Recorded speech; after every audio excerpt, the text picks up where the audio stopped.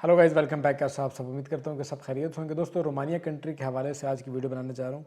बहुत से मेरे सब्सक्राइबर्स का यूट्यूब के ऊपर कमेंट सेक्शंस में और इंस्टाग्राम के कमेंट सेक्शंस में बहुत से सवाल आ रहे थे कि रोमानिया के वर्क परमिट को हम कैसे चेक कर सकते हैं कि क्या ये ओरिजिनल है या फेक है, और रोमानिया का वर्क परमिट आने के कितने अरसे के बाद तक वैलिड रहता है। और रिसेंटली अब जनवरी में, क्योंकि अब सैलरी चेंज हो गई है, पहले जो रोमानिया में मिनिमम वेजेस थी वो 3,700 ली थी, अब वो 4,000 हो चुकी हैं।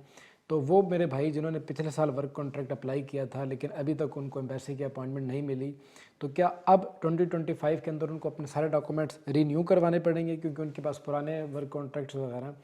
तो ये बहुत सी लोगों के अंदर कन्फ्यूजन्स थी। इस हवाले से आज के इस वीडियो में आप दोस्तों के साथ ये तमाम चीज़ों को डिस्कस करूंगा कि वर्क परमिट निकलने के कितने अरसे बाद तक वो वैलिड रहता है, और जिन भाइयों ने पिछले साल डॉक्यूमेंट्स अप्लाई किए थे तो क्या उनको अब रिन्यू करवाने होंगे अगर उनको एम्बेसी की अपॉइंटमेंट नहीं मिली, और वो जो अब अप्लाई करने जा रहे हैं तो उनको किन चीज़ों को अपने ध्यान में रख के ये रोमानिया का वर्क परमिट अप्लाई करना होगा और कौन कौन से डॉक्यूमेंट्स उनको चाहिए होंगे।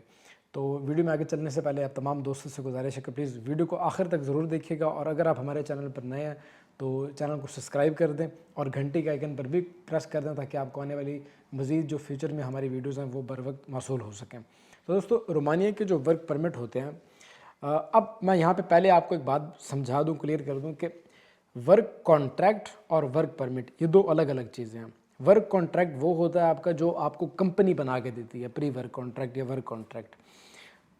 वर्क परमिट वो होता है जो वहाँ की लेबर मिनिस्ट्री या लेबर अथॉरिटी जो इमिग्रेशन के इदारे हैं जो इशू करते हैं। अब वर्क परमिट क्यों इशू किया जाता है, पहले मैं आपको ये समझा दूँ ताकि आपको ये लॉजिकली क्लियर हो जाए कि वर्क परमिट एक्चुअल में होता क्या है और ये क्यों कुछ अरसे के बाद एक्सपायर हो जाता है। नॉर्मली हमारे जो लोग हैं इंडिया, पाकिस्तान से या बांग्लादेश से, तो वो क्योंकि नॉन यूरोपियन कंट्री से यहाँ पे काम करने के लिए आते हैं, तो अगर एक कंपनी रोमानिया में मौजूद है तो वो क्यों एक नॉन यूरोपियन कंट्री से बंदे को हायर करेगी और गवर्नमेंट उनको कैसे इजाज़त दे देती है। तो पहले जो भी कंपनी रोमानिया के अंदर मौजूद है वो पहले ये कोशिश करती है कि वो अपने रोमानियन सिटीजन्स को हायर करे।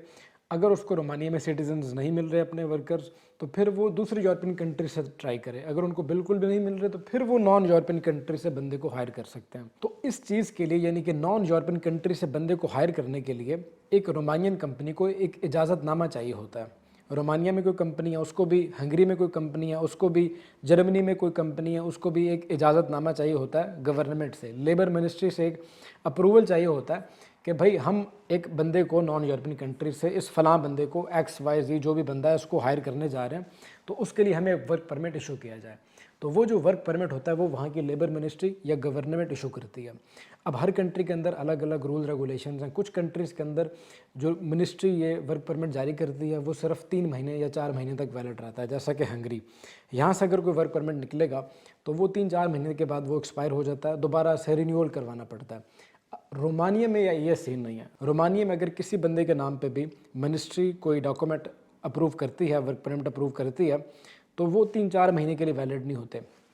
अब ये कितने टाइम तक वैलिड होते हैं, तो ये बात तो क्लियर हो गई कि वर्क परमिट क्या होता है और वर्क कॉन्ट्रैक्ट क्या होता है। वर्क परमिट वो जो मिनिस्ट्री अप्रूवल करके देगी। लेबर फोर्स का जो डॉक्यूमेंट होता है या लेबर मिनिस्ट्री का जो अप्रूवल आता है उसको कहा जाता है वर्क परमिट। वर्क कॉन्ट्रैक्ट वो है जो कि आपको कंपनी बना के देती है।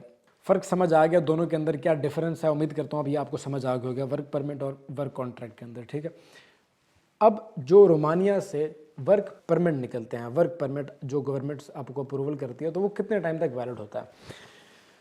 रोमानिया से आपका जो, फॉर एग्जांपल अभी 2025 जनवरी चल रहा है, तो अगर अभी आपका कोई वर्क परमिट रोमानिया से निकलता है तो आपकी कंपनी को या आपके एजेंट को अगले 3-4 महीने के अंदर अंदर एम्बेसी में डॉक्यूमेंट सबमिट करने होंगे अपॉइंटमेंट के लिए, अपॉइंटमेंट लेने के लिए, ठीक है।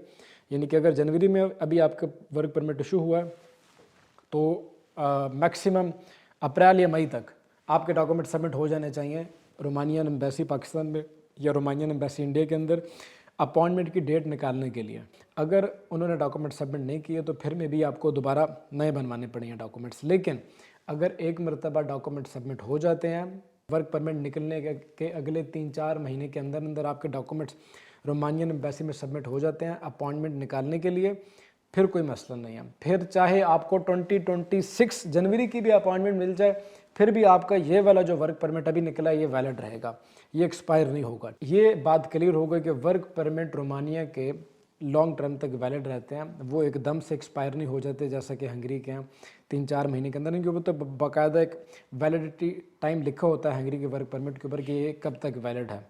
ठीक है, अब बात करते हैं कि फॉर एग्जांपल जिन भाइयों ने लास्ट ईयर एजेंट से या किसी कंपनी से वर्क परमिट लिया था, तो क्या अब वो उसी वर्क परमिट के ऊपर, उसी ओल्ड वर्क कॉन्ट्रैक्ट के ऊपर ही क्या वो अपना वीज़ा अप्लाई कर सकते हैं, क्योंकि अब सैलरी चेंज हो गई है। अब एक और चीज़ आपको समझाता चलूँ कि अगर किसी भाई का अभी रिसेंटली रोमानिया से वर्क परमिट निकला है और उसकी कंपनी ने उसको डॉक्यूमेंट्स वगैरह बना के दिए हैं, वर्क कॉन्ट्रैक्ट और सारी चीज़ें, तो फॉर एग्ज़ाम्पल अगर अगले 1-1.5 महीने के अंदर अंदर रोमानियन गवर्नमेंट ने अपनी ये वेजेस और मज़ीद चेंज कर दी, मज़ीद बढ़ा दी, इनकी अभी 4,000 ली है, अगर 4,500 कर दी या 5,000 कर दी, तो अभी जो वर्क कॉन्ट्रैक्ट बना हुआ है उसकी कोई वैल्यू नहीं होगी, उसको दोबारा अपने डॉक्यूमेंट्स रिन्यू करने पड़ेंगे बंदे को। बेसिकली जब आपकी अपॉइंटमेंट हो एम्बेसी के अंदर, अपॉइंटमेंट वाले दिन जो आप डॉक्यूमेंट सबमिट करोगे एम्बेसी के अंदर, उन डॉक्यूमेंट्स के ऊपर आपकी जो सैलरी मेंशन हो वो उस वक़्त की रोमानियन की करंट मिनिमम वेजेस के इक्वल या उससे ज़्यादा होनी चाहिए। अगर वो उससे कम होंगी तो आपका वीज़ा रिजेक्ट हो जाएगा। जिन भाइयों ने पिछले साल वर्क परमिट ले रखे थे और वो अभी अपनी अपॉइंटमेंट का वेट कर रहे हैं, लेकिन उनके डॉक्यूमेंट्स के ऊपर ऑफ कोर्स जो पिछले साल मिनिमम वेज थी वो लिखी होगी 3,700 ली, तो अब उनको अपने वो तमाम डॉक्यूमेंट रिन्यू करवाने होंगे। अगर वो उन्हीं ही पुराने वर्क कॉन्ट्रैक्ट के साथ अभी एम्बेसी में जाते हैं सबमिशन के लिए, तो उनके वीज़ा से रिजेक्ट हो जाएंगे, क्योंकि वो पिछली मिनिमम वेजेस के अकॉर्डिंग उनके डॉक्यूमेंट्स बने हुए हैं। मिनिमम वेज रोमानिया में अभी जनवरी 2025 में लास्ट ईयर से कोई तकरीबन 9.5% इंक्रीज़ हुई है, तो अब ये 4,000 ली तक हो चुकी है।